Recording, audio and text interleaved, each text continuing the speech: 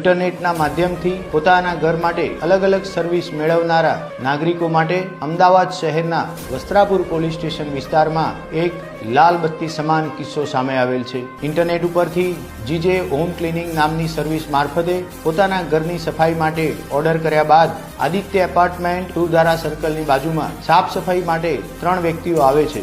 ત્યારબાદ વૃદ્ધ દંપતીને ખબર પડે છે કે ક્લિનિંગ માટે આવેલા 3 વ્યક્તિઓ પોતાના ઘરમાંથી દાગીનાની ચોરી કરી અને ભાગી ગયેલા છે। તાત્કાલિક પોલીસનો સંપર્ક કરતા વસ્ત્રાપુર પોલીસ મારફતે આ દિશામાં પ્રયત્નો હાથ ધરવામાં આવ્યા છે।